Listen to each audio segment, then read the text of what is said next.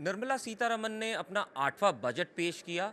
Union budget Bharat का इस बार सबसे जो जश्मदीद और सबसे बेहतरीन चीज़ लोगों को मिली है, कॉमन मैन को मिली है, वो ये है कि 12.7 लाख रुपीस तक आपको इनकम टैक्स देने की ज़रूरत नहीं है। उसी के बारे में बात करने के लिए हमारे साथ कुणाल बैल जी हैं और श्री विनीत मित्तल जी हैं। सर, आप दोनों का ज़ी बिज़नेस में स्वागत है। अब दोनों से मेरा पहला सवाल यही रहेगा कि जिस तरीके से निर्मला सीतारमन जी ने आखिरी में बोला और सबसे शायद लोगों को उसी का इंतज़ार था कि 12.75 लाख्स तक आपको इनकम टैक्स देने की ज़रूरत नहीं है। इससे आप मार्केट में लिक्विडिटी का ज़्यादा बढ़ना या किस तरीके से देखते हैं आप इसको? सर आप। अ, अगर आप ये देखेंगे तो ये बहुत ज़रूरी भी था भारत की इकोनॉमी के लिए। हमारी इकोनॉमिक ग्रोथ 7.5 से करीब सवा 6-6.40 के आसपास आ चुकी है। और आम जनता तभी ज़्यादा खर्चा कर पाएगी अगर उसके पास खुद के पास स्पेयर मनी होगी खर्च करने के लिए।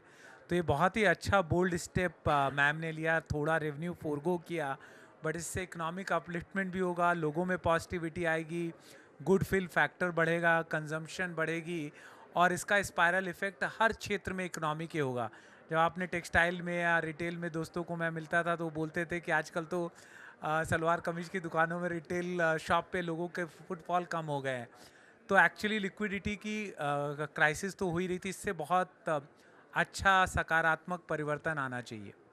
कुणाल सर, अगर आपसे बात करें तो जिस तरीके से स्टार्टअप को एक अलग ही तरीके का एम्फसाइज दिया है, ऑलमोस्ट जितनी चीज़ें या स्कीम्स निर्मला मैम ने बोली, उसमें ऑलमोस्ट हर चीज़ में लगभग कहीं ना कहीं एंटरप्रेन्योर्स या स्टार्टअप का नाम आ रहा था। किस तरीके से आप इसको देखते हैं, इस बजट को देखते हैं specifically for entrepreneurs, starting from the मतलब फार्मिंग सेक्टर से लेकर के आपके खुद 10,000 करोड़ और बढ़ाना, दोनों चीज़ों का आप किस तरीके से देखते हैं सर? कोई रीज़न है कि इंडिया को स्टार्टअप नेशन बोलते हैं और हमारी गवर्नमेंट भी ये रिकग्नाइज करती है और प्रमोट कर रही है इतने सालों से।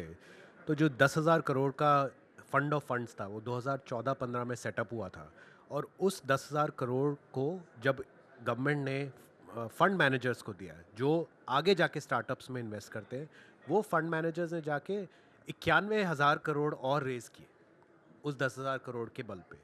तो आप सोचिए कितना पैसा इंडिया के स्टार्टअप्स तक पहुंचा है इस 10,000 करोड़ फंड ऑफ फंड के इनिशिएटिव से।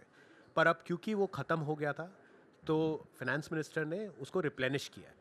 तो अब अगले 10 साल के लिए या अगले 5 से 10 साल के लिए वापस अगले जनरेशन ऑफ फंड्स में भी बहुत सारी लिक्विडिटी आने वाली है जो कि फाइनली जाके स्टार्टअप्स को फंड करेगी हमारे देश में। तो इससे बहुत ज़्यादा फोर्स मल्टीप्लायर इफेक्ट होने वाला है स्टार्टअप इकोसिस्टम में। इसके अलावा जो जो बहुत बड़ा कंसर्न होता है स्टार्टअप्स और एमएसएमईज में भी is availability of credit for working capital, capex etcetera.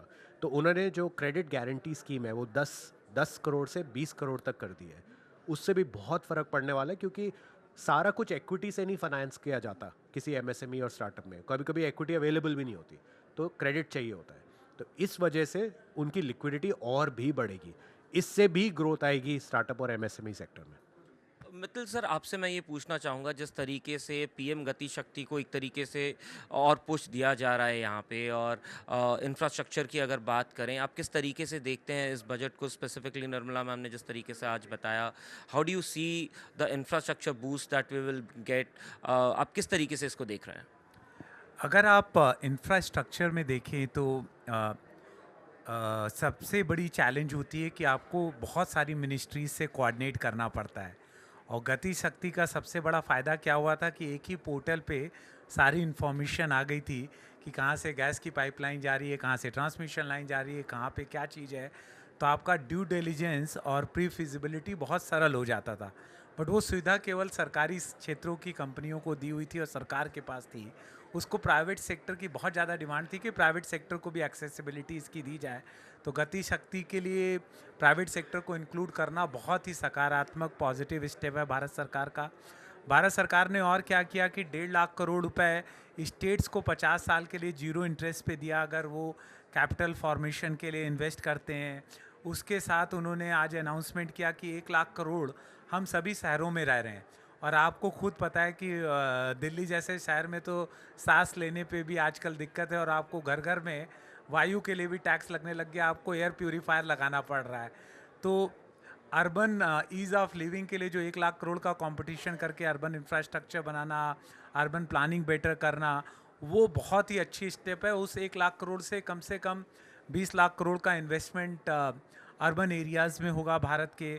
उसके बाद अगर आप देखिए तो भारत ने नेट जीरो का 2070 का संकल्प लिया है। उस संकल्प को पूर्ण करने के लिए उन्होंने अनाउंस किया कि हम लोकल मैन्युफैक्चरिंग को और बढ़ावा देंगे, मेक इन इंडिया में आत्मनिर्भरता को और बढ़ाएंगे, और जो चीज़ें हम विदेशों से लेके आ रहे थे, चाहे छोटी बैटरियाँ हों या बैटरीज फॉर स्टोरेज हो या विंड के इक्विपमेंट हों या ट्रांसमिशन लाइन के इक्विपमेंट हों या सोलर सेल्स हो, सभी के लिए आज अनाउंस किया गया स्पेशल इंसेंटिव। इसी पे आ रहा था, मैंने आपको इंफ्रास्ट्रक्चर और पीएम गति शक्ति इसीलिए पूछा क्योंकि आप रिन्यूएबल में काफ़ी अच्छी नॉलेज रखते हैं, तो रिन्यूएबल सेक्टर को भी कहीं ना कहीं इससे एक बूस्ट मिलेगा। स्पेसिफिकली आप लिथियम आयन बैटरीज की बात की जाए, उसकी रिसाइकलिंग, एक तरीके से रिसाइकलिंग की बात की जाए, वो भी उसमें मेंशन किया गया था इस बार के बजट में।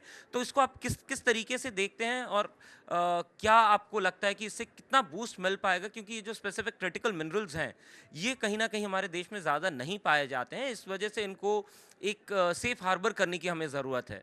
तो किस तरीके से देखते हैं सर? एक्चुअली ये तो हर देश के लिए आज बहुत ज़रूरी है कि जो फ्यूचर टेक्नोलॉजीज़ हैं और उनके लिए जो नेचुरल रिसोर्सेज हैं, क्रिटिकल मिनरल के रूप में, ह्यूमन टैलेंट के रूप में, टेक्नोलॉजी के रूप में, उनको हार्नेस किया जाए। और भारत सरकार इसको पूर्ण रूप से समझ रही है।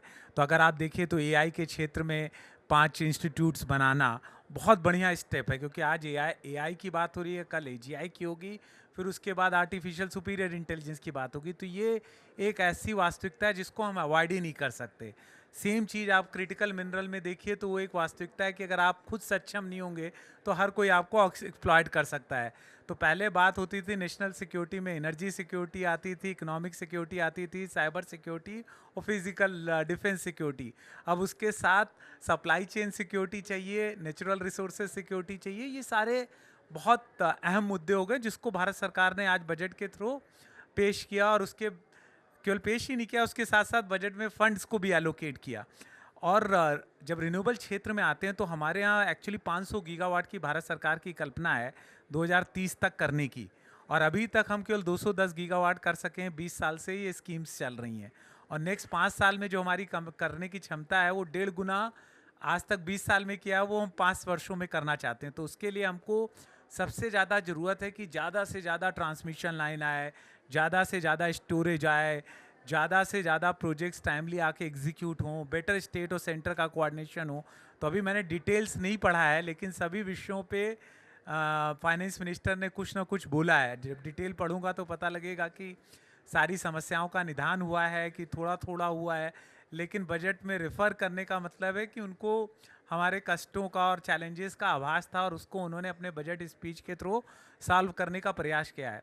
और अगर आप देखेंगे तो आज न्यूक्लियर के साथ रिन्यूएबल एनर्जी मिल के भारत की ऊर्जा की कॉस्ट भी बहुत कम करेगी, क्योंकि मेक इन इंडिया के लिए ऊर्जा की कॉस्ट भी कम चाहिए। Thank you sir, Zee business से बात करने के लिए आप दोनों का बहुत बहुत शुक्रिया।